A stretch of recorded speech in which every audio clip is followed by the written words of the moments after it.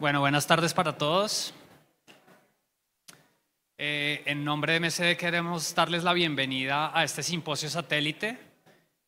Mi nombre es Sebastián León y soy el gerente médico de enfermedades infecciosas en MSD, cubriendo Colombia y Ecuador. Quiero darles a todos la bienvenida y el día de hoy presentarles al doctor William Lenis. El doctor Lenis es médico especialista en VIH de la Academia Americana de VIH y con una larguísima experiencia en la ciudad de Cali. Doctor Lenis, bienvenido. El doctor Lenis nos va a estar hablando acerca de doravirina, un inhibidor no nucleósido de la transcriptasa reversa que seguramente ustedes ya conocen y ya han tenido, con el cual ya han tenido experiencia. Doctor Lenis.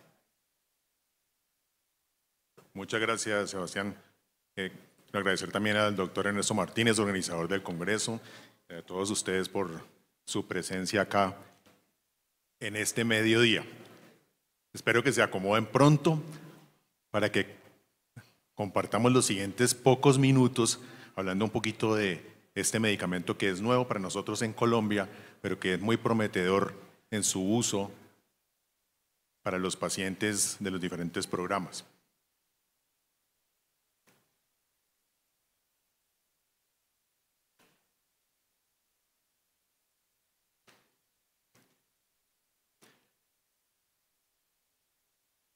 Mi declaración de conflicto de intereses.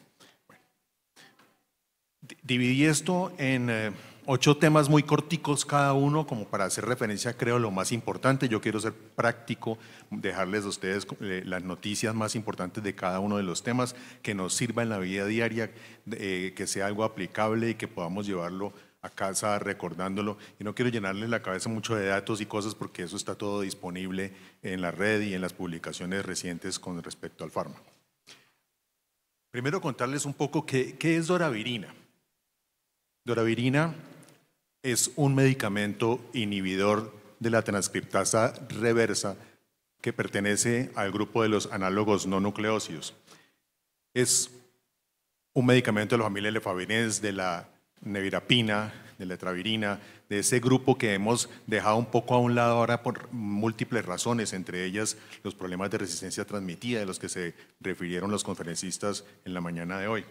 Es una tableta que viene en una sola dosis, pero también viene coformulada con tenofovir y lamivudina, es decir, hay 2 presentaciones del fármaco, una que es doravirina sola, una tableta de 100 miligramos, y la otra doravirina combinada con tenofovir y lamivudina. Es un inhibidor de la transcriptasa reversa no competitivo. De todas maneras, esta inhibición que produce no tiene un efecto sobre las enzimas, sobre la DNA polimerasa, ni sobre las enzimas de DNA humanas, de manera que no existe posibilidad de que tenga algún efecto a ese nivel. En la guía de práctica clínica de Colombia, doravirina está recomendado como una terapia inicial alternativa, es decir, es una primera línea alternativa a los medicamentos que venimos utilizando. Está recomendado en la guía del DHHS como un régimen inicial para ciertas situaciones clínicas y está recomendado por la guía del EACTS 10.0, la de octubre del año pasado, como un régimen no nucleósido preferido. Estudios hay muchos de doravirina. Ustedes ven allí, básicamente agrupé en 2 grupitos los estudios de inicio y los estudios de cambio para que sea más fácil de entender, porque lo que ustedes van a ver constantemente es menciones al Drive Ahead, al Drive Forward y al Drive Shift, que son los estudios pivotales del medicamento, pero pues más fácilmente lo podemos ver de esta manera. El Drive Ahead y el Drive Forward son estudios de inicio de tratamiento y el Drive Shift es un estudio de cambio de terapia. Los tiempos de los estudios, semanas 96 para los 2 primeros y semanas 144 incluyendo la extensión del Drive Shift, y los hallazgos principales se los puse aquí en esta tabla como para que los tengamos en cuenta. Como terapia de inicio. La doravirina en los estudios de inicio, básicamente el Drive Ahead, la semana 96, es un fármaco que se comparó con efavirenz, tenofovir, entecitabina. Y es que, aunque nosotros no utilizamos en la vida diaria, en el mundo no se está utilizando tanto esta combinación, en la vida real en Colombia todavía es una primera elección por razones de costos y múltiples motivos que los que trabajan en VIH ya conocen. El estudio Drive Ahead a semana 96 lo que hizo fue utilizar pacientes que estaban tomando el inicial tratamiento antirretroviral, con doravirina versus tenofovir, entecitabina, efavirenz, y se hizo un corte a la semana 48 y un corte a la semana 96. Lo interesante aquí es que las cargas virales por debajo de 50 fueron 77% en un grupo y 73% en el otro. Como ustedes ven, un resultado excelente en el cual no se demostró diferencia entre un grupo y otro. Pero sí hubo un efecto importante en los lípidos. Miren cómo ustedes como en el grupo de doravirina no hubo cambio en los lípidos, mientras que en el grupo del efavirenz sí hubo aumento del LDL, aunque no hubo aumento en el HDL. Ya hemos visto en las conferencias de esta mañana cómo el LDL es un factor que hay que tener muy en cuenta. Cada vez somos más agresivos en la evaluación del LDL como un factor de riesgo, y los pacientes que tienen enfermedad por VIH, pues queremos que no tengan ese LDL por encima de 70 en lo posible. En cuanto al control virológico, excelente. Miren ustedes cómo la carga viral por debajo de 50 copias, la diferencia fue mínima en los dos grupos. Y en cuanto a los lípidos, por supuesto que sí, se observó una mejor respuesta en el grupo de doravirina versus el de tenofovir entricitabina. Ahora, como terapia de inicio, pero comparado con otros medicamentos. Y es que aquí hay, digamos que una cosa que hay que tener en cuenta, y es que lo estamos comparando con un inhibidor de proteasa que es darunavir-rito. Entonces, esto puede pues generar que los resultados sean un poco más dramáticos cuando comparamos el fármaco con el otro brazo, pero creo que es importante, dado que nosotros seguimos utilizando todavía inhibidores de proteasa como primera línea, más atazanavir que darunavir probablemente, por razones que ustedes conocen tanto como yo. Pero básicamente lo que vemos acá es un grupo en el cual los pacientes iniciaron con doravirina más tenofovir entecitabina o abacavir lamivudina versus darunavir más tenofovir entecitabina o abacavir lamivudina. Y un corte a la semana 48, otro corte a la semana 96, 290 y 270 pacientes de cada grupo. Y miren ustedes cómo el control virológico 66, 73%, y hubo 9% y 11% de fallas en cada grupo.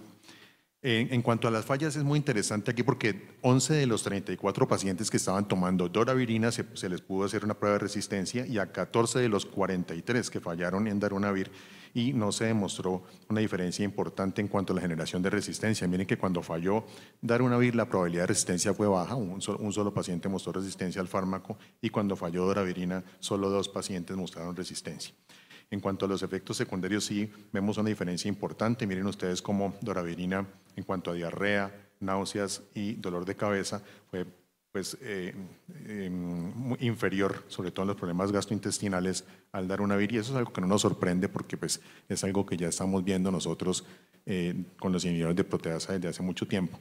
Y aun cuando el potenciador aquí es coicistat o ritonavir, las diferencias pues, no son muchas.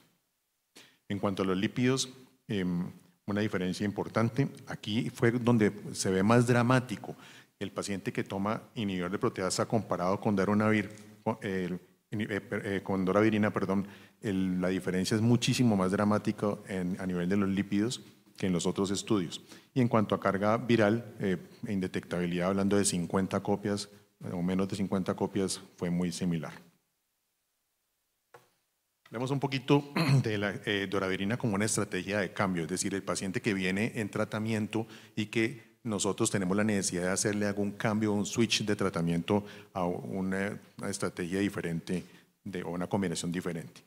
Miren ustedes cómo los cambios de tratamiento antirretroviral en Colombia, y estos datos de la cuenta de alto costo, a lo largo del tiempo han mostrado una disminución. Si ustedes ven acá, estamos hablando de que en el año 2014 8.1, 9.7, luego 7, 7, 5.8, 6, 6 y en el 2021 4.4.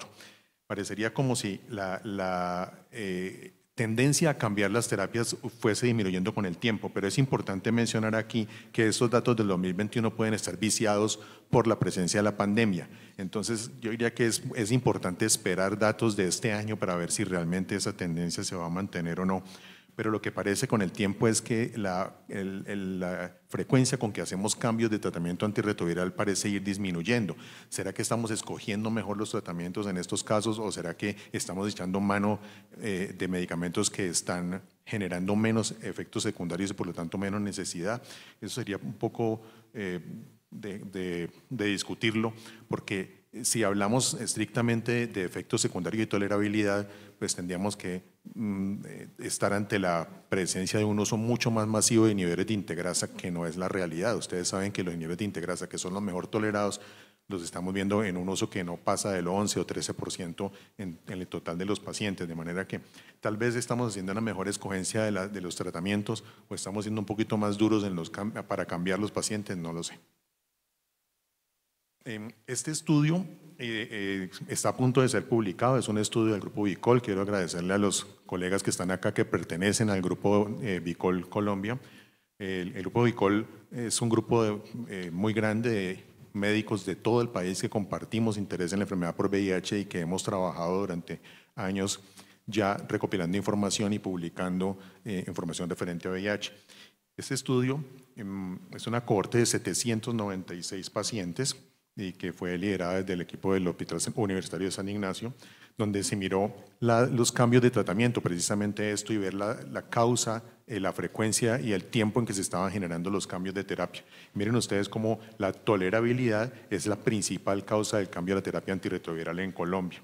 Y el tiempo suele ser mucho más temprano, es decir, nosotros arrancamos el tratamiento y cambiamos la terapia mucho más pronto que en otros países. La dislipidemia y los CD4 por debajo de 200 fueron los factores asociados a un aumento en la probabilidad de que el paciente tenga que cambiar la terapia, lo cual no resulta tampoco sorprendente. En la tolerabilidad fue el motivo de cambio en el 56% de los casos. El promedio de tiempo para este cambio fue solo de 12 meses, o sea, arrancamos y la mitad de los pacientes que cambian tratamiento lo hacen por tolerabilidad y lo hacen durante el primer año. Y la falla virológica en el 17% y una simplificación fue la tercera probabilidad. Pero miren cómo la simplificación de la terapia se hace mucho más tardía, o sea, el paciente que está tomando más pastillas, más pepas, está más incómodo, de alguna manera tendemos a simplificarlo mucho más tardíamente. La doravirina como un medicamento para estos casos, es decir, el paciente que viene tomando el medicamento y yo quiero simplificar la terapia, quiero cambiarlo por alguna razón de tolerabilidad, por comodidad, porque está presentando alguna molestia asociada al medicamento o quiero hacerlo de pronto de forma proactiva. Se ha estudiado en este estudio que es el DriveSheet y miren ustedes que son pacientes que venían recibiendo 2 nucleócidos, un IP o incluso el vitegravir covicistato o no nucleócidos. Los pacientes se les cambió a tomar 2 inhibidores nucleócidos, tenofovir, lamivudina más doravirina y otros a continuar el tratamiento y a la semana 48 se cambiaron a doravirina, tenofovir, lamivudina. El cambio fue aleatorio, los pacientes venían pues de estos grupos, como ustedes ven acá, venían de tomar inhibidores de proteasa, venían de tomar no nucleócidos y venían incluso de tomar inhibidores de integrasa. En el subgrupo de los pacientes que venían tomando efavirenz con 2 nucleócidos, la incidencia de alteraciones del sistema nervioso central fue significativamente inferior con el cambio. Es decir, quitar el efavirenz y pasar a doravirina definitivamente mostró una ventaja en ese sentido. Y en los pacientes que venían tomando inhibidores de proteasa es donde más se vio impacto a nivel lipídico. Es decir, tenemos 2 pacientes, de dónde vienen los pacientes que toman doravirina o que potencialmente pueden recibir doravirina. Vendrían unos de tomar inhibidores de proteasa y esos se beneficiarían muchísimo si tienen un problema lipídico y de efavirenz y esos se beneficiarían muchísimo si tienen un problema de efecto sobre el sistema nervioso central. El estudio a la semana 144 se hizo una extensión porque pues aquí está semana 48 con unos resultados de carga viral por debajo de 50 excelentes. Miren, 80%, 83% de los pacientes indetectables por debajo de 50 copias. Y la extensión se hizo con 600 pacientes de los pacientes iniciales hasta la semana 44. Y miren ustedes que las fallas, hablando de fallas con cargas virales por debajo de 100 copias, fueron 10 pacientes. 4 de ellas se llevaron a pruebas de resistencia a genotipos y no se demostró desarrollo de resistencia a tenofovir, entecitabina, doravirina. A la semana 24 se habían presentado solamente 7 fallas. Estos pacientes sí se escogieron de forma que no tuviesen resistencia importante ni a doravirina, ni a lamivudina, ni al tenofovir, y que tuviesen una depuración que no estuviese por debajo de los 50 mililitros por minuto. Los 7 eventos adversos que resultaron en interrupción de la extensión a semana 44 relacionados con el fármaco fueron solo 5 y fueron los siguientes: osteoporosis, dolor de cabeza, aumento de la creatinina, aumento de las enzimas hepáticas e hiperfosfaturia. Y 5 fueron considerados eventos adversos graves pero no relacionados con el fármaco: fascitis necrotizante en un paciente y lesión renal aguda en otro, 2 casos. Los efectos más comunes que se encontraron como reportados fueron nasofaringitis, dolor de cabeza y diarrea, en el 16, el 12 y el 9%. Entonces ven que en general es un medicamento que fue muy bien tolerado y que presentó muy pocos eventos adversos que llevaron a descontinuación del fármaco. Hay algo que en lo que tememos todos, y es que ¿qué pasa cuando yo tengo un paciente que está para iniciar tratamiento antirretroviral y vemos la probabilidad de que exista, como sabemos en Colombia, resistencia transmitida? Nosotros no tenemos datos recientes. Esta mañana se mostraron aquí datos de Colombia que están alrededor del 5% de los pacientes con resistencia transmitida, es decir, personas que se infectan con virus ya resistentes, y ese porcentaje tan bajito pues corresponde a datos recogidos alrededor del año 2016. Las publicaciones más grandes hechas en el país, de la Corporación de Lucha contra el SIDA en Cali, que fueron 2 publicaciones, y son las más recientes quizá y más importantes, no son muy distintas a los hallazgos de estos reportes de OMS. De todas maneras, estamos por debajo del 10%, que es lo recomendado para comenzar a hacer pruebas de resistencia en pacientes naïf, pero estamos hablando de datos del 2016. Entonces, estamos hablando de unos datos que ya no aplican en la actualidad y que probablemente sean muy distintos a lo que realmente estamos enfrentando en la vida diaria. Entonces, cuando un paciente ingresa a la consulta, entra y dice: yo tengo una enfermedad por VIH, diagnóstico reciente y voy a empezar tratamiento, a uno le puede asaltar la duda si ese paciente tiene un problema de resistencia transmitida o no. Y la probabilidad de que iniciando con una terapia usual que estamos empleando muchísimo, como tenofovir, emtricitabina, efavirenz o abacavir, lamivudina, efavirenz, el paciente tenga una mutación 103 y el efavirenz esté en falla antes de arrancar el tratamiento y por lo tanto nos vaya a fallar con el tiempo. Esa duda que nos asalta a todos, ¿hasta qué punto podría afectar el rendimiento de un medicamento como la doravirina?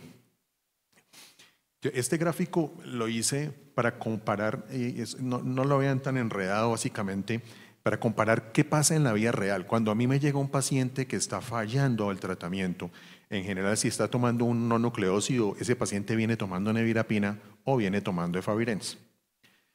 Cuando el paciente llega en falla, si está fallando a la nevirapina, la mitad de los pacientes tendrán probablemente una mutación 181. Esa mutación afecta un poco a la doravirina y afecta a la etravirina.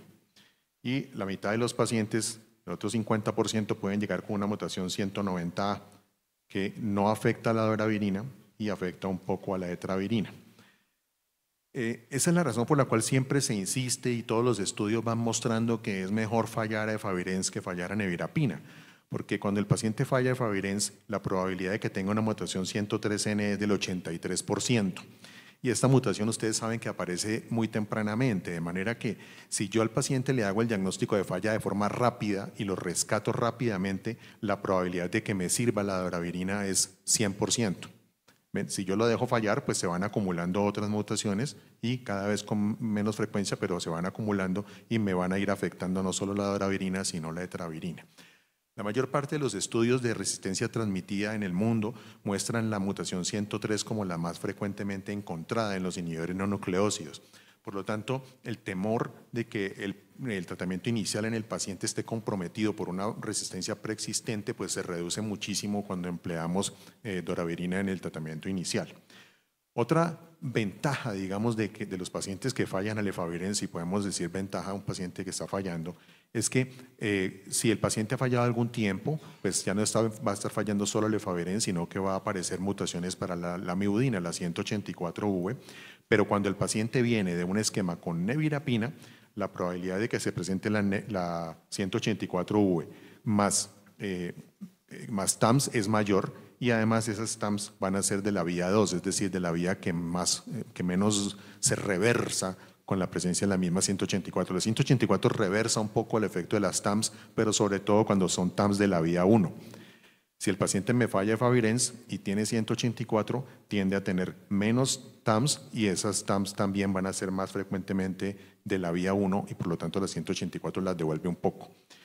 La mayoría de las fallas que presentamos se llegan al consultorio todos los días, que les llegan a ustedes, que me llegan a mí, que nos llegan todos los días a la consulta. Son pacientes que están fallando a alguna combinación que incluye efavirenz con abacavir y la miudina, o con tenofovir emtricitabina, porque eso es la vida diaria en Colombia, eso es lo que estamos empleando. Ustedes miran los datos de cuenta de alto costo, pues el consumo de tenofovir emtricitabina efavirenz se ha elevado del año pasado al reporte del 2021. De forma muy importante. Se ha reducido un poco el uso de abacavir la miudina, afortunadamente, porque falla abacavir la miudina también, al igual que la falla de nevirapina comparada con la efavirenz, es desfavorable, pero no se ha aumentado el uso de otros fármacos. Y algo que me sorprendió de las charlas en esta mañana es ver cómo en México están viendo que, a pesar de que ya no se está utilizando efavirenz, siguen viendo con mucha frecuencia resistencia transmitida con presencia de mutación 103. Es decir, la 103 es una mutación que desaparece con el tiempo, o se reduce la posibilidad de encontrarla con el tiempo en el genotipo, pero es de las que más persiste. Un paciente uno le puede quitar el efavirenz y hacerle un genotipo 5 años más tarde y todavía esa mutación aparecer allí. Y ellos siguen encontrándola y siguen viendo aumento en la mutación 103N, a pesar de que ya hace algún tiempo están utilizando más inhibidores de integrasa que inhibidores no nucleócidos en la práctica diaria. También esta mañana nos mostraron datos de esta información de Organización Mundial de la Salud, donde ellos dicen que un país donde se utilice efavirenz o nevirapina en TAR de primera línea, y esto es lo que nosotros estamos haciendo aquí en la práctica, es prioritario que se haga vigilancia de la resistencia a los medicamentos antirretrovirales. Es decir, que la necesidad en Colombia de hacer una vigilancia de la resistencia a los antirretrovirales es sumamente importante, porque nosotros, aun cuando no tengamos como primera línea el uso de no nucleócidos, en la práctica es lo que más se está utilizando, y esa es una realidad que tenemos que enfrentar. La mayor parte de los pacientes, según ese mismo reporte que nos lo mostraron esta mañana, que se infectan con virus resistentes, tienen estas mutaciones. No nos enredemos mucho acá, básicamente es como mostrarles a ustedes que estas son mutaciones que comprometen el efavirenz, la nevirapina, la etravirina y posiblemente la doravirina.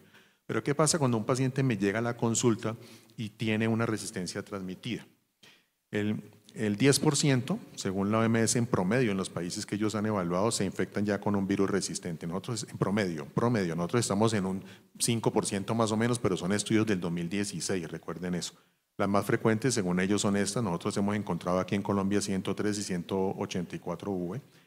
Y miren que la doravirina mantiene actividad en presencia de todas estas mutaciones. De manera que es un medicamento que, a pesar de que el paciente se ingrese a la consulta con un problema de resistencia transmitida, conserva una eficacia importante. E incluso la 108, que es una de las frecuencias de las mencionadas acá en los estudios de OMS, es una mutación que, si bien genera resistencia a la doravirina, produce una disminución de la susceptibilidad que no es muy severa, es decir, la eficacia del fármaco no se pierde completamente. Las otras mutaciones, como la 103, por ejemplo, le quitan eficacia 100% a la efavirenz, a la nevirapina, a la 138, a la rilpivirina. Entonces, son mutaciones que son muy lesivas, muy dañinas para lo que utilizamos nosotros en la vida diaria. Efectos secundarios los tienen, como todo medicamento. Eso no podemos dejar de considerarlo. Pero miren ustedes que les traje solo esto del aumento de peso porque es algo de lo que se ha hablado hoy. El doctor Beltrán nos acabó de mostrar cómo los datos de dolutegravir con tenofovir emtricitabina y dolutegravir con tenofovir a la fenamida emtricitabina definitivamente muestran que parece no ser un efecto dependiente solo del dolutegravir, sino del acompañante, y parece ser mucho más importante con el abacavir que con el tenofovir a la fenamida, perdón, que con el tenofovir disoproxil. Es decir, el aumento de peso no parece ser un problema de la clase farmacológica, sino también de cómo se combina el fármaco, cómo está metido allí con los otros medicamentos y qué se produce cuando los combinamos. Miren ustedes que en el DriveCheck, que fue el estudio de Switch, en la semana 24, 48, 96 y 144, las variaciones de peso de los pacientes fueron mínimas. Es decir, que este es un medicamento que parece ser bastante favorable a nivel de la variación de peso de los pacientes, que es una preocupación importante en este momento y que la tenemos tan en la mente porque nos están mostrando todos estos estudios. 18 pacientes que reclasificaron como pacientes obesos, 16 de ellos ya tenían sobrepeso de base. 89 pacientes ya eran obesos e incluso de esos 89, 8 perdieron peso. La variación de peso fue similar en ambos grupos. El 40% perdieron peso o no hubo cambios. En el 30% ganaron menos del 5%, un 20% ganó entre un 5 y un 10 y un 8% no ganó peso durante el tratamiento. Las personas que viven por VIH tienen más riesgo de enfermedad cardiovascular, lo vimos esta mañana, lo repasó el doctor Beltrán hace un rato. Comparados con la población no infectada desde hace muchos años, sabemos que la enfermedad por VIH es prácticamente como ser diabético o fumador para efectos de riesgo cardiovascular, de manera que un paciente que ingresa a la consulta con un diagnóstico reciente es un paciente que tenemos que verlo un poco más agresivamente desde el punto de vista de sus factores de riesgo cardiovascular. No hay una correlación directa entre el índice de masa corporal y el infarto en personas que viven con VIH, pero es razonable pensar que una persona que tiene un índice de masa corporal alto y además tenga VIH, pues tenga un mayor riesgo de todas maneras, aunque esto no se haya demostrado de forma directa. Un índice de masa corporal alto es un factor de riesgo que sabemos que es reconocido de todas maneras para desarrollar diabetes, intolerancia a la glucosa y otras cosas que sí está comprobado que aumentan el riesgo cardiovascular.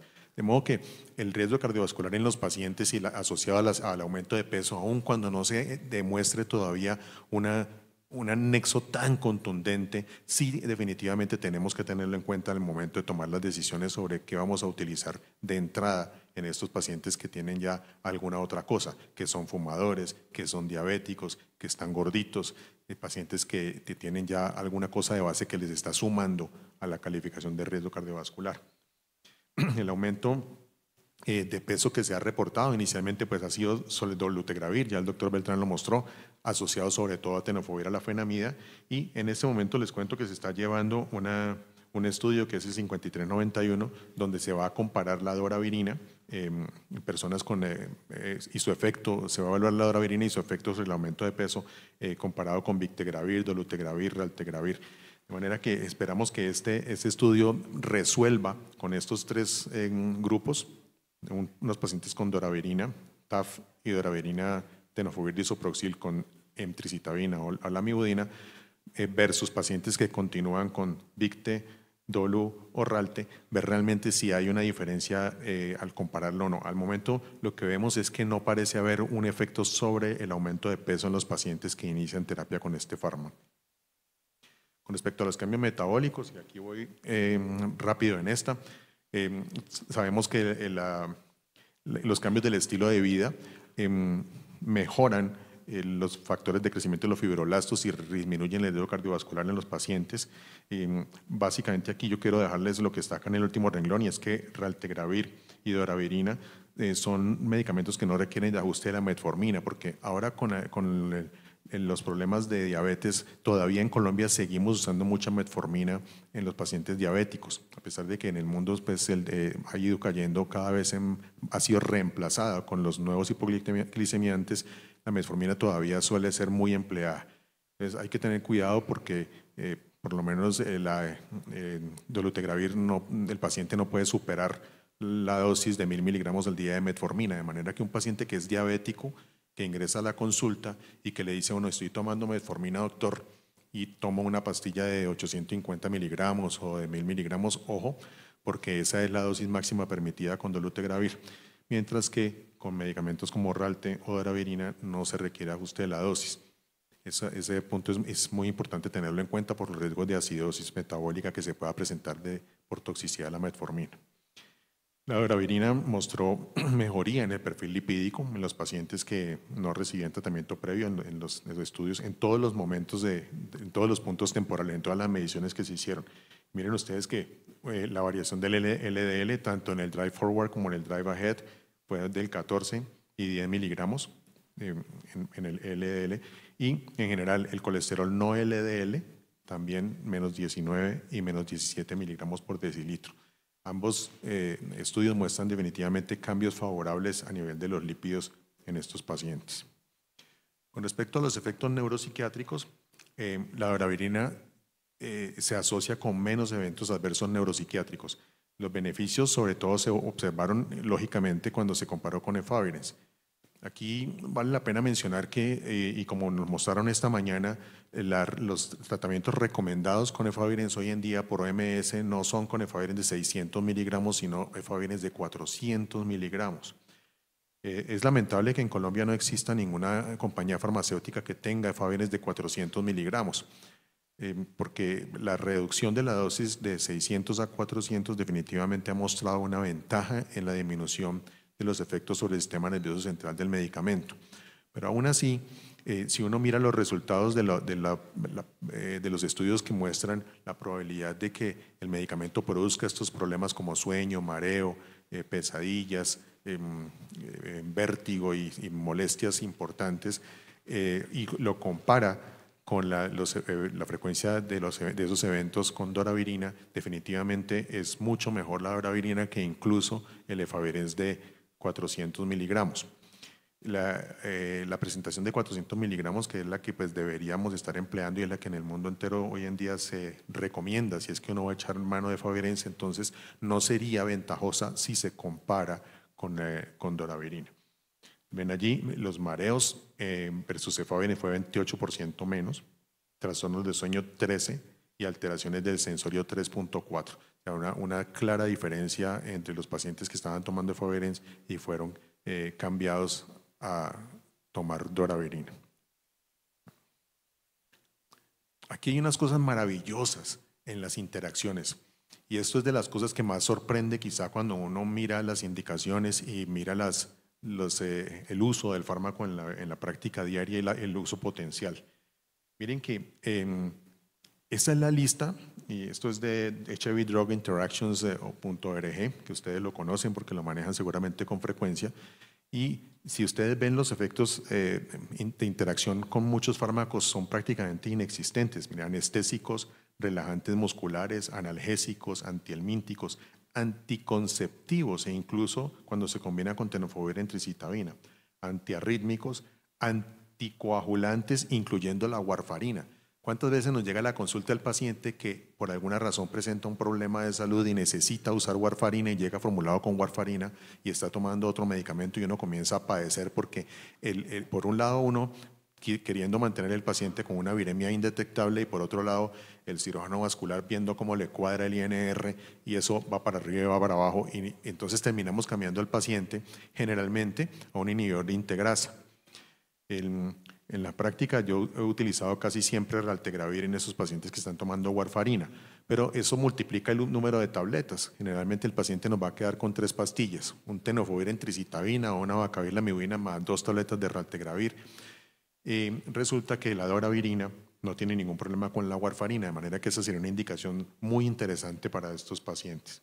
Antidepresivos, con excepción de antidiabéticos, incluso la metformina, como les dije hace un momento, antihistamínicos, antimigrañosos. Hay muchos pacientes que llegan y le dicen: a mí me da dolor de cabeza, doctor, y yo me tomo una tableta de Cafergot.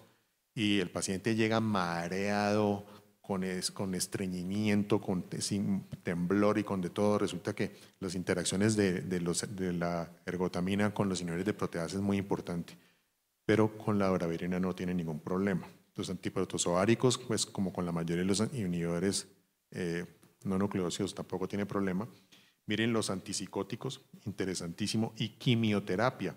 Yo estoy observando una tendencia a cambiar los pacientes que van a quimioterapia, todos a niveles de integrasa y básicamente a dolo, incluso sin revisar las interacciones reales de la quimioterapia que el paciente va a recibir. Muchas veces el paciente de quimioterapia no necesita que se le cambie el tratamiento, pero a veces lo hacemos de forma proactiva porque uno dice, va el paciente por allá a oncología, quién sabe qué le van a dar, yo mejor le hago un cambio antes de que le den alguna cosa por allá que interactúe con lo que está recibiendo.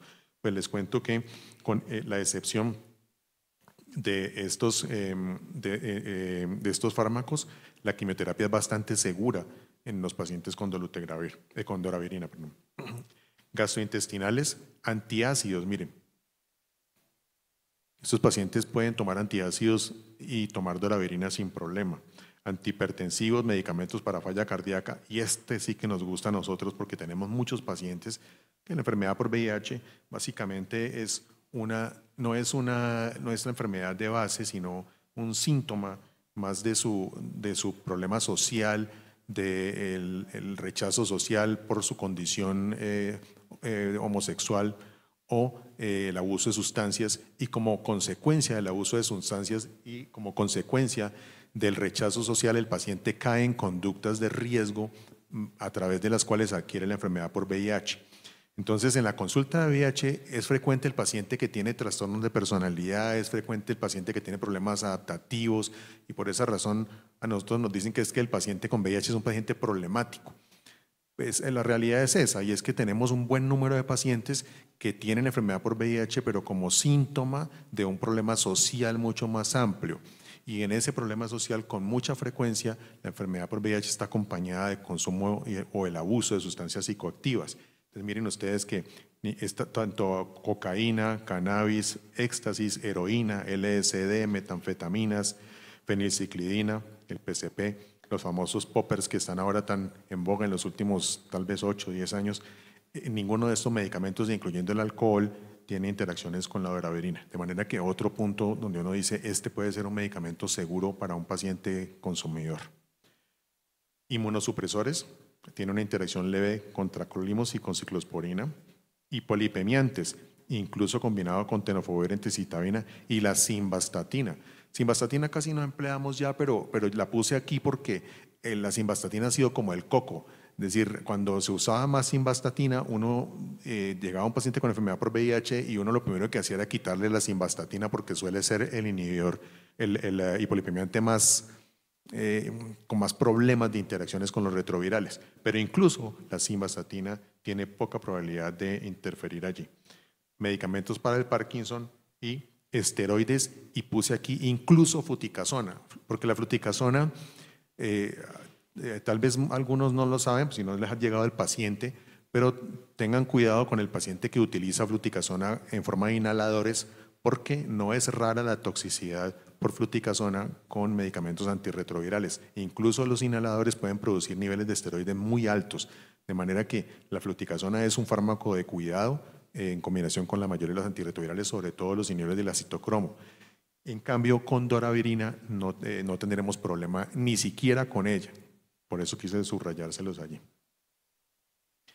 Finalmente, ¿dónde está la doravirina en la guía práctica en Colombia? ¿Dónde la tenemos y cómo en la práctica qué podemos esperar nosotros del uso de este fármaco? En la guía colombiana tiene los medicamentos clasificados como de primera línea, recomendados de primera línea, para pacientes mayores de 18 años sin experiencia previa, es decir, el paciente naive. Y en esa primera línea tenemos unos medicamentos que son los preferidos y otros medicamentos que son los alternativos.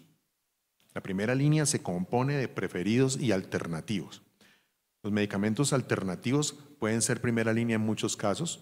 Habrá pacientes en los cuales raltegravir puede ser el indicado, el elvitegravir podría ser la doravirina, e incluso, y tengo que decirlo, habrá primeras líneas en las cuales un medicamento que no esté allí como primera línea indicado sea el indicado para el caso, porque es que nosotros no podemos olvidarnos de que las guías son guías y la realidad en la consulta es otra. Por diversas razones, el paciente que llega, que tiene un potencial de inadherencia importante, el paciente que tiene un potencial de inadherencia institucional muy alto, que de pronto el medicamento se lo van a proporcionar este mes y el mes siguiente, pero es una EPS que sabemos que es mala para entregar los medicamentos a tiempo. Entonces, cuando formulamos un medicamento que sabemos que esa EPS es floja para entregar de forma regular, quisiéramos hacerlo mejor para el paciente, pero terminamos de pronto formulándole algo que después de un año, en lugar de recibir 12 frascos, va a haber recibido 8 o 10. Y en esas interrupciones lo que terminamos es generándole un problema más grave al paciente, que es una resistencia, que se constituye en un problema irreversible. Entonces, las decisiones en la vida real van mucho más allá de esto. Si ustedes ven lo que se está recomendando en la guía es lo que por evidencia es lo mejor: dolutegravir, dictegravir, raltegravir, el vitegravir, covicistat y doravirina. Eso es lo que en la evidencia científica es claramente lo mejor. Pero en la vida diaria, en la práctica, es probable que en algunos casos tengamos que salirnos un poco de acá. No sé cómo va a medir la cuenta de alto costo la adherencia a las indicaciones de primera línea, dado que todos son medicamentos muy buenos, pero desafortunadamente muy costosos, y pues esa es una discusión que no pertenece al tema de este almuerzo. Pero sí quiero con eso que sepan que yo estoy muy cerca a lo que a ustedes les toca vivir en la vida diaria, porque yo también lo vivo y me toca tomar esas mismas decisiones que toman ustedes todos los días. La doravirina responde a unas necesidades muy claras a mí de interacciones. Los pacientes que llegan con un mundo de fármacos, tenemos ahora otra opción de un medicamento que se puede utilizar cuando el paciente está tomando otras cosas con más tranquilidad. Un paciente diabético que toma metformina, déjele la metformina, que le resuelvan en el programa de diabetes si va a continuar con ella o no, pero yo ya dejo de preocuparme si voy a utilizar un medicamento como este. Paciente de más edad que está tomando otras drogas, otros fármacos. Los pacientes con lipidemia y riesgo cardiovascular, tenemos ya otra herramienta. Ya no tenemos solamente los inhibidores de integrasa, sino que tenemos otra herramienta, y es una sola pastilla, una sola pepa, un comprimido. Los pacientes que están preocupados por el aumento potencial de peso, y es que ya los estamos viendo. La semana pasada llegó un paciente diciendo: doctor, esa droga me va a engordar. Rara vez le pregunta a uno a un paciente eso. ¿Por qué los pacientes lo están preguntando ahora? Porque están leyendo, porque ven en las noticias en internet. Tanto que hemos hablado y hablamos todos los días, como lo hemos hecho aquí esta mañana escuchando a los conferencistas sobre el aumento de peso asociado a medicamentos antirretrovirales. Ya los pacientes comienzan a escuchar esto y les comienza a preocupar. Entonces, hay un fármaco aquí el que le podemos decir: hasta el momento esta cosa no ha demostrado que tenga ningún problema con el peso, de manera que tranquilo. Efectos sobre el sistema nervioso central. Ya tenemos un no nucleócido de la familia de la nevirapina y el efavirenz sin las desventajas de la nevirapina, que hay que iniciarla gradual, más toxicidad hepática, si falla es mucho más maluco que el efavirenz, y sin las desventajas del efavirenz, como los efectos sobre el sistema nervioso, el sueño, las pesadillas, todo esto. Y una cosa importante es que la doravirina no está afectada por las mutaciones frecuentes en los no nucleócidos, ¿sí? Que yo diría que es otro nicho que nos llena. Nosotros llegamos con el paciente a la consulta y uno dice: si este paciente tiene una resistencia por ahí transmitida, en Colombia no hay datos, ¿será que tengo algún temor? Bueno, aquí hay una opción que en las mutaciones más frecuentemente encontradas en pacientes con resistencia transmitida va a ser tan eficaz como cualquier otro medicamento antirretroviral. Está indicado en las guías, viene coformulado, una sola pastilla al día, un solo comprimido, la comodidad de un régimen de una sola tableta. Como terapia de inicio, tiene menos interacciones, tiene un mejor perfil cardiovascular que otros fármacos, y como estrategia de cambio, sea un cambio proactivo o un cambio porque el paciente está presentando molestias o alguna necesidad de cambiarle el tratamiento a un paciente que viene controlado. Si el paciente está tomando un inhibidor de proteasa, con toda seguridad vamos a pasarlo a un fármaco que tiene una consecuencia sobre el perfil lipídico muy favorable. Y si viene desde efavirenz, con toda seguridad vamos a tener mucho menos efectos sobre el sistema nervioso central, porque esto está demostrado claramente en los estudios. El perfil de interacciones se lo acabo de mencionar, es súper seguro en esos medicamentos, pacientes que toman fármacos al mismo tiempo, de manera que nos da un poco más de margen y de tranquilidad cuando arrancamos con doravirina que con otros medicamentos antirretrovirales que potencialmente puedan interaccionar con los fármacos que el paciente esté recibiendo. Quiero parar acá y escuchar si tienen preguntas. Creo que tenemos unos minutos todavía mientras le hacen la digestión al almuerzo. Bueno, doctor Lenis, muchísimas gracias por esa conferencia tan interesante. No sé si alguien de la audiencia tenga preguntas, yo les voy pasando el micrófono. Doctor Sussman, ya estoy con usted. Buenas tardes. Doctor, quisiera saber de pronto interacciones con respecto al tratamiento para TB y lo otro, si hay alguna evidencia en el rescate en pacientes que han fallado a un inhibidor de proteasa de baja barrera tipo atazanavir, por ejemplo.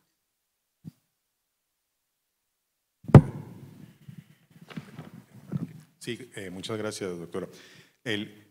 Como medicamento de rescate es maravilloso. La semana pasada, yo no sé si muchos de ustedes saben que nosotros tenemos un grupo de estudio que cada mes revisamos unos casos clínicos. Los que no estén en la lista, de pronto si se acercan y me dan su correo electrónico y su teléfono, los meto allí. Esos casos clínicos los discutimos con médicos de todo el país. La semana pasada justamente invité al doctor José Luis Blanco de Barcelona y revisamos 3 casos clínicos de pacientes en falla antirretrovirales multitratados con problemas de resistencia sumamente complejos. Y estos pacientes, 2 de ellos tenían, uno había sido multiexpuesto, no teníamos certeza de si había sido expuesto o no a inhibidores no nucleócidos, el otro tenía mutación 103 y el planteamiento de rescate al que acordamos con estos pacientes sorpresivamente incluyó doravirina. Y tengo que confesarles que yo no había pensado en doravirina en estos casos, pero después de discutirlo un rato y analizar la situación, encontramos que sobre todo en 2 de ellos, los 2 más complejos, uno de ellos un paciente que había estado preso en los Estados Unidos y allá llegó con un tratamiento con saquinavir, se lo cambiamos a darunavir y el paciente tiene un problema de resistencia muy complicado. La doravirina es una herramienta fabulosa porque además tiene la ventaja de que si ustedes miran las interacciones con otros antirretrovirales prácticamente no existen. Si uno combina la doravirina en un rescate, y en los rescates casi siempre va a ir un inhibidor de proteasa, por lo general va a ser darunavir, y en esas fallas a atazanavir, como preguntaba la doctora ahora, el darunavir con ritonavir o el darunavir con covicistat lo que hace es elevar un poco los niveles de la doravirina, pero no perjudica ni hace necesario un cambio en la dosificación. De manera que como herramienta de rescate en pacientes en los que tenemos la certeza de que hay resistencia preexistente, definitivamente es una herramienta que tenemos que considerar. Yo aquí quiero aprovechar también para comunicarles una cosa importante y es que algunos están haciendo el curso de resistencia antirretrovirales que se está haciendo desde Argentina, muy interesante en estos días, y allí se recalcó cómo los pacientes que fallan a combinaciones de 2 nucleócidos con efavirenz, que es la vida diaria nuestra, tenofovir, citabina, efavirenz, el paciente que llega controlado y de pronto hace una viremia, se le debe confirmar la falla con una segunda carga viral. Ese rescate, ese esperar la segunda carga viral puede generar más problemas que beneficios. Ya hay una publicación de un estudio bastante amplio en África, donde pacientes que venían con tenofovir, citabina, efavirenz y aparecían con una sola viremia por encima de 1000 copias. Si el paciente está adherente, juicioso y tiene una viremia por encima de 1000 copias, no se pongan a esperar el genotipo. Ese paciente con toda seguridad tiene falla de los no nucleócidos. No se pongan a esperar tampoco a repetir la carga viral. El paciente que falla tenofovir, citabina, efavirenz por encima de 1000 copias y es adherente, ese paciente debe ser genotipado de acuerdo con nuestra norma y rescatado de forma inmediata. Porque si lo dejamos más tiempo, con un mes que va usted a tardar en repetir la carga viral, unos días más mientras el paciente viene a la cita, lo que va a hacer es acumular más mutaciones en los no nucleócidos. Entonces sabemos que la secuencia siempre es 103 primero y luego se acumulan las otras. Si usted lo deja más tiempo, ya no lo va a poder rescatar fácilmente. Entonces ese paciente, por ejemplo, sería un candidato excelente para un rescate inmediato con doravirina. Si quiere dejarle los nucleócidos, los inhibidores de transcriptasa nucleócidos mientras llega el genotipo está bien, pero si el rescate se hace pronto, cualquier paciente que llegue con más de 1000 copias a la consulta podría ser, tome ese genotipo y mañana mismo arranca un rescate con doravirina y evaluamos el genotipo en 30 días. Pero dejarlo 30 días más, repetir una carga viral en un paciente que está adherente, que está juicioso y que evidentemente está fallando, no es una buena táctica. La doravirina se puede combinar con todos los antirretrovirales, incluso Maraviroc, incluso Ivalizumab, que no tenemos en Colombia todavía, pero todos los medicamentos antirretrovirales son potencialmente combinables con la doravirina. Lo único que requeriríamos un ajuste de dosis es si estamos utilizando rifabutina, que hay que subir la dosis a 2 tabletas al día, pero de resto, en general, la dosificación es la misma. Y por supuesto está contraindicado con rifampicina, pero con las otras combinaciones antirretrovirales es muy bueno porque no nos genera ese problema de saber si puedo darlo o no. Por ejemplo, etravirina con darunavir covicistat no se puede utilizar, ¿ven? Y encontramos con frecuencia esa falencia allí, que el paciente lo rescatan y con todo el entusiasmo le dan etravirina en lugar de doravirina y le dan darunavir covicistat a ese paciente, y eso no se puede combinar. Ese paciente con darunavir covicistat sí le podemos dar doravirina, ¿ven? Entonces es un rescate que es un no nucleócido para pensar como incluso por encima de la etravirina, porque etravirina son 2 tabletas, eso hay que disolverlo en agua, es difícil de tomar. Muchas veces el motivo por el cual nosotros nos rescatamos un paciente que está fallando a no nucleócidos, es decir, a efavirenz o nevirapina, con etravirina, es la incomodidad. Usted tiene que darle 2 pepas. Esa vaina es una pastilla grandotota, el paciente dice que tiene que masticar eso parece como un Alka-Seltzer, se incomoda y son muchas tabletas, entonces uno comienza ya a pensar en otras cosas. ¿Por qué en ese paciente que falla tempranamente no pensamos en etravirina? Por esa razón, pero habiendo doravirina ahora sería una herramienta fabulosa para esos casos y con la tranquilidad de que la podemos combinar incluso con darunavir covicistat sin que haya ningún problema. Muchas gracias por la pregunta. Doctor Lenis, un comentario primero. Yo creo que mientras no tengamos un estudio que nos diga que podemos rescatar efavirenz o nevirapina con doravirina, así lo teórico nos diga que sí, lo práctico no lo debemos hacer porque no tenemos una evidencia de que eso sea válido, ¿sí? Y creo que ninguna guía lo va a soportar. Ahora, lo segundo es una pregunta que yo sé que es una pregunta difícil, pero vale la pena que lo pensemos. Colombia es un país de no nucleócidos, punto, en donde utilizamos efavirenz y muchos de los grupos, me incluyo yo, le creemos a nevirapina. Y le creemos a nevirapina porque a través del tiempo ha mostrado ser un medicamento robusto, de no tan alta toxicidad como en otros sitios. Sin embargo, pues sí vale la pena pues mencionar que las mutaciones de nevirapina cuando aparecen son muy fuertes y son mutaciones de resistencia transmitida también. Entonces la pregunta va orientada a ¿será que si nosotros vamos a utilizar una doravirina en este país, y como bien tú lo decías, en algunas zonas geográficas donde sabemos que la entrega, la disponibilidad de los medicamentos no es tan grande, ¿deberíamos hacer un genotipo inicial? Perdón la pregunta. Bueno, esa pregunta yo se la puedo responder de la siguiente manera. Sería la misma respuesta para ¿será que podemos utilizar un Striblit? ¿Será que podemos utilizar un Genboya? Porque es que lamentablemente todos los estudios de inicio hoy en día se hacen con genotipos de inicio. Y eso nos pasa con las fallas, ¿no? Como la genotipificación de inicio se vuelve un estándar en los estudios, entonces la posibilidad de que nosotros evaluemos qué pasa cuando el paciente tiene un problema de resistencia y lo arrancamos con una droga de estas, se limita a lo que se puede hacer retrospectivamente con genotipos en DNA proviral o en estudios más viejitos que se hicieron sin genotipar los pacientes al principio.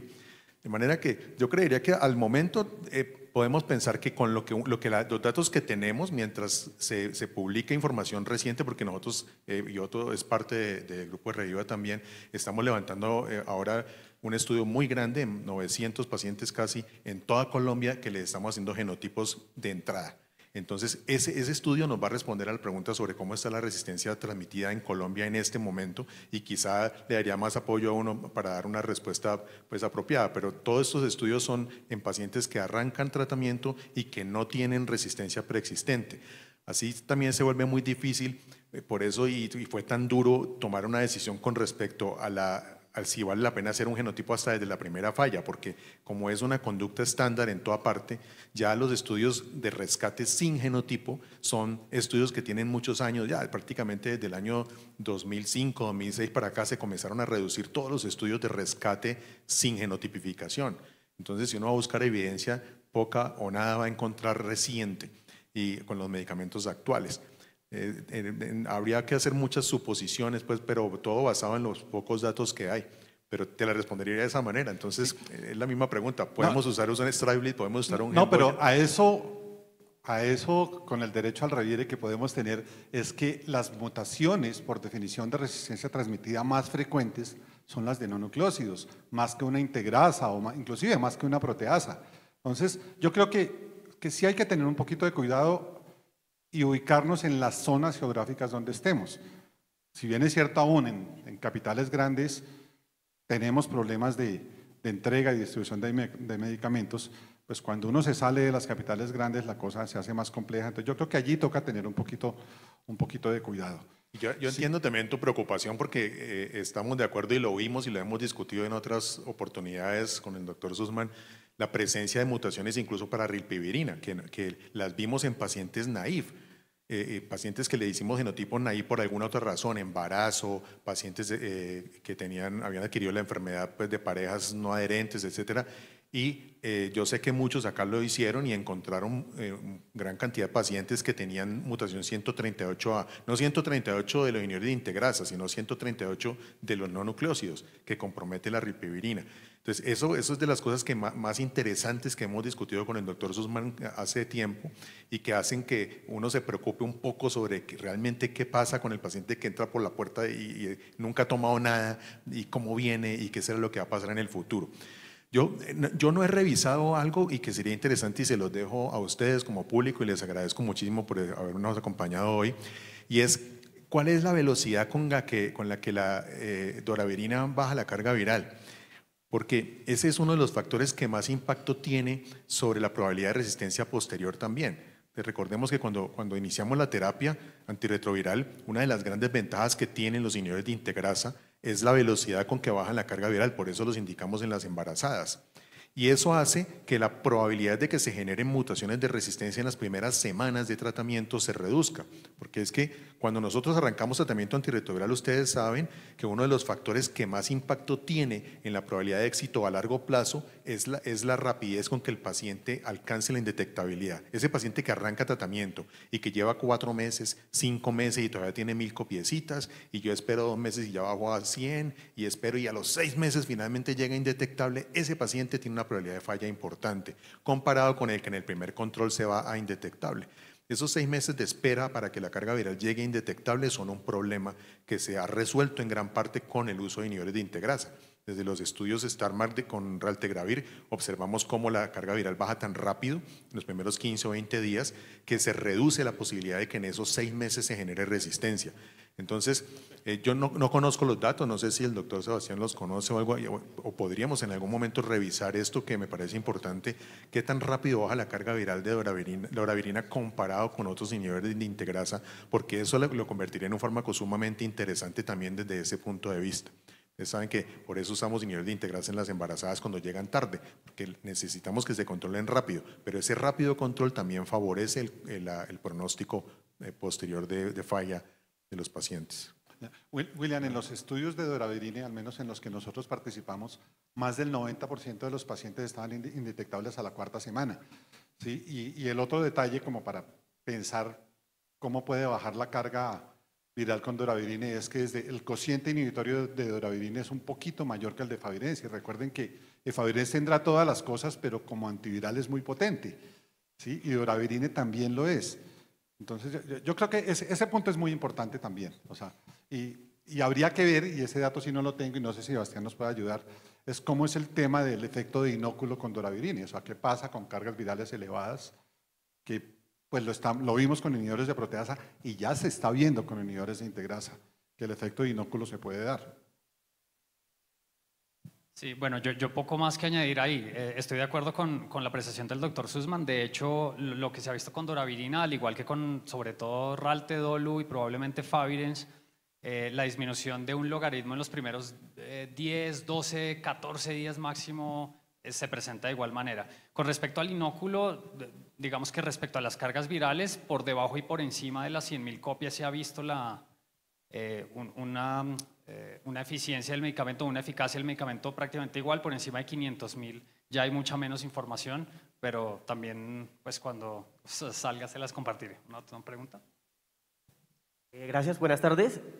Quisiera preguntar, digamos que, bueno, de manera introductoria, es mejor tener muchas herramientas que pocas. Y lógicamente la doravirina es una excelente herramienta como no nucleócido, pero me preocupa un tema y es la parte ósea y renal cuando está combinada con el tenofovir disoproxilo.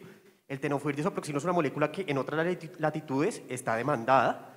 Yo personalmente he tenido pacientes de 30 años de edad con osteoporosis, únicamente explicada por el tenofovir disoproxilo. Y según estudios, cosas que ya se saben, es que, por ejemplo, combinado el tenofovir disoproxilo con los inhibidores de la proteasa, potencian ese riesgo de osteoporosis. Y, por ejemplo, también la parte renal, ejemplo con el atazanavir-ritonavir, que creo que en la actualidad es la peor combinación. Tenofovir disoproxilo con atazanavir-ritonavir es la peor combinación en la actualidad que usemos para temas renales. Entonces, la pregunta va encaminada a qué se sabe referente a la doravirina, si potencia el riesgo de osteoporosis con el tenofovir disoproxilo, o no se sabe, o lo disminuye, y lo mismo con la parte renal. Muchas gracias. Sí, muy interesante y tienes razón. La combinación tenofovir, citabina, tazana, rito es una combinación con la que hay que tener mucho cuidado. La empleamos con mucha frecuencia en el país. Es una de las combinaciones, si miran cuenta de alto costo, que más se emplea en Colombia, porque el inhibidor de proteasa más usado en este momento es atazana, rito y daruna, rito. Y ese atazana, rito muchas veces va acompañado de tenofovir disoproxil. El ritonavir potencia, ¿no? Y aumenta los niveles no solamente del atazanavir, sino del tenofovir disoproxil y del tenofovir alafenamida, de ambos. Cuando uno tiene pacientes que están tomando esta combinación de tenofovir disoproxil con atazanavir potenciado y ve toxicidad renal, la mayoría de los médicos piensan que lo que hay que quitar es el tenofovir y la toxicidad mayor está dada por el atazana. Y por supuesto la toxicidad renal y ósea del tenofovir disoproxil en gran parte está, como usted lo ha dicho, agravada por la presencia del potenciador. Entonces, el tenofovir disoproxil per se no es tan malo, pero cuando usted lo acompaña con otra cosa, pues le aumenta la toxicidad. Y lo mismo pasa con tenofovir alafenamida, por eso tenemos dos presentaciones de tenofovir alafenamida, 25 y 10, porque pues, si va acompañado de un potenciador nos toca bajar la dosis del tenofovir alafenamida a 10 miligramos diarios. Hace tiempo se publicó un estudio donde se mostró cómo comparando lopinavir, ritonavir, atazanavir, ritonavir con tenofovir emtricitabina, tenofovir disoproxil, emtricitabina, la mayor toxicidad hepática a 5 años está dada precisamente por el atazana y el lopinavir, no tanto ni siquiera por el tenofovir. Pero hay que considerar allí pues, en qué combinación estamos, cómo estamos revolviendo el medicamento, con qué lo estamos acompañando. En el caso de la doravirina, la presencia de un inhibidor de proteasa per se o de un potenciador, sea rito o sea covicistat, aumenta los niveles de la doravirina. Sin embargo, al momento no se ha mostrado ninguna asociación en mayor toxicidad renal y ósea. Es posible que con los años veamos alguna cosa como pasó con el darunavir. Y lo que usted nos está diciendo es totalmente cierto. Eso, al principio el tenofovir era una gran necesidad. 2001 sale el Viread por primera vez a Colombia, tardó muchísimo en llegar. Y después cuando llega fabuloso comenzamos a utilizarlo y con los años se comienza a ver los efectos secundarios a nivel del hueso y a nivel renal a largo plazo. Afortunadamente, pues cada vez sabemos más sobre cómo manejar esto, sobre cómo vigilarlo y qué hacer. Y yo sí diría que no hay que alarmarse cuando uno tiene el paciente que está tomando tenofovir disoproxil y comienza a elevar creatinina, realmente mirar si está pasando algo y antes de tocar el tenofovir disoproxil, pensar en lo que usted está diciendo precisamente, que es en el potenciador, que es el que le está aumentando la toxicidad al tenofovir disoproxil. Si miramos el uso de tenofovir disoproxil, y quizás esto es donde más dramático es en los pacientes sanos, cuando usamos tenofovir disoproxil en tricitabina como PrEP. Un paciente que no tiene una enfermedad por VIH, que toma una droga para una cosa que no tiene, y entonces toma tenofovir disoproxil o tomará tenofovir alafenamida. ¿Por cuál lado nos vamos? Entonces uno podría pensar que hay un tenofovir disoproxil para los pobres y un tenofovir alafenamida para los ricos, porque pues uno más barato que el otro, uno lleva más años, etcétera. Y si miramos cómo se utilizó a lo largo de los años, el tenofovir disoproxil en tricitabina se utilizó para PrEP, incluso en los Estados Unidos, incluso antes de que fuese aprobado con ese uso. Cuando ya la evidencia se estaba levantando, los médicos comenzaron a utilizarlo como estrategia de PrEP off-label. Cuando se aprobó, por supuesto, su uso comenzó a aumentar y en el momento en que se aprobó el uso de tenofovir alafenamida, el uso de tenofovir alafenamida se disparó y se comenzó a quitar los pacientes de tenofovir disoproxil. Eso motivado precisamente en lo que el doctor nos está comentando y es el temor a la toxicidad renal, a la toxicidad ósea a largo plazo en un paciente que no tiene esa enfermedad, pero que le estamos proporcionando de forma crónica el medicamento. Acaba de salir una publicación donde se discute precisamente esto, el uso en Boston del tenofovir disoproxil bezustav y si en realidad el aumento tan dramático en el costo que tiene esa estrategia de llevar todos los pacientes a TAF tiene un impacto real o lo único que estamos haciendo de pronto al elevar el costo es quitándole el acceso a los que lo necesitan. Más dramático aún, y esta semana se publicó la comparación de cabotegravir versus tenofovir como PrEP. Entonces el cabotegravir inyectable como PrEP, una inyección pues cada 2 meses con un costo, una cosa absurda como de $4.000 mensuales comparado con tenofovir disoproxil. Entonces si los recursos se van a gastar en cabotegravir, ¿será que nos gastamos toda la plata y mejor le hubiéramos dado tenofovir entecitabina a 1.000 personas en lugar de darle cabotegravir a 100? Esas son discusiones que habrá que en su momento, cuando estén disponibles los inyectables en Colombia, tendremos que llevar sobre la mesa y hablar sobre ellas. Al momento la discusión sobre tenofovir disoproxil y tenofovir alafenamida yo creo que va a la elección del médico, el paciente que uno escoja y que se pueda hacer una vigilancia apropiada, por supuesto, pero yo no sería tan agresivo en demonizar el uso de tenofovir disoproxil en PrEP porque pues es barato, es asequible, el TAP por supuesto también ya lo tenemos en Colombia, incluso asequible y económico. Y pues yo creo que a lo que hay que darle al paciente es lo que el paciente razonablemente se va a tomar. El HTPN 048 creo que es que comparó cabotegravir inyectable versus tenofovir entecitabina, claramente muestra que el tenofovir entecitabina tomado, si el paciente se lo toma con juicio, es tan bueno o mejor que el cabotegravir. El problema está en la adherencia. Y en un país como este, donde la adherencia no solamente depende del paciente, sino del asegurador, pues eso nos va enredando un poco las cosas. Creo que estamos justo a tiempo. ¿Listo? ¿Tenemos otra pregunta? Sí, bueno, algo muy breve, doctor. Buenas tardes. Ya con ese perfil favorable pues que vemos con doravirina, sobre todo en parte de interacciones, incluido anticonceptivos, entonces si se puede ver como una opción válida para esa mujer en edad fértil, porque sabemos pues que no hay estudios en embarazo como tal y no le iniciaríamos a una paciente ya que recibamos con gestante, pero si la podemos ver como una opción para una mujer joven en edad fértil, pensando en que por ese perfil que vemos, pese a que, como decía el doctor Suma, no está el estudio, pues pudiese continuar con ese tratamiento si quedara en gestación. ¿Cómo se ve la doravirina para una paciente con ese perfil? Paciente joven de edad fértil. Excelente, muchas gracias. Esa es una preocupación actual en todas las terapias novedosas como esta y como por ejemplo dolutegravir 3-TC, que son terapias duales, las monoterapias y todo lo que se viene para el futuro, que probablemente van a ser tratamientos muy simplificados de solo 2 drogas y drogas que como esta están ampliamente demostradas su eficacia, pero que no son seguras o no se ha demostrado todavía que sean seguras en el embarazo. Entonces, la recomendación sí es que se utilicen en pacientes, mujeres que estén planificando. Y en el evento de un embarazo, lo que tenemos que hacer es en ese momento cambiar la paciente a un tratamiento usual, normal, y quizá al terminar el embarazo podemos devolverla otra vez a lo que estaba tomando. En esa discusión la hemos dado con el Efavirenz muchos años. ¿Se acuerdan que el Efavirenz estuvo pues contraindicado en el embarazo por mucho tiempo, pero las pacientes llegaban embarazadas tomando Efavirenz y ya habían pasado de la semana 12 o 14, entonces ya uno decía, ¿ya para qué la cambio? Con el tiempo se demostró que era una estrategia no solamente segura, sino además indicada para las embarazadas. Esa misma discusión la estaríamos dando con tu pregunta.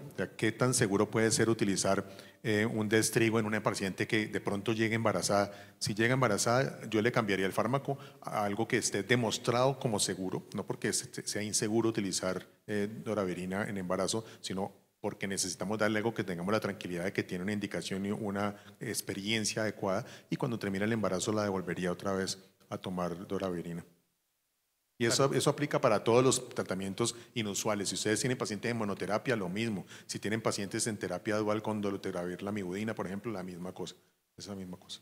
Perfecto, doctor Lenis. Muchísimas gracias por la conferencia y por esta sesión de preguntas. Y muchísimas gracias a todos ustedes por su atención y también por las preguntas que se desarrollaron durante la sesión. Mil gracias.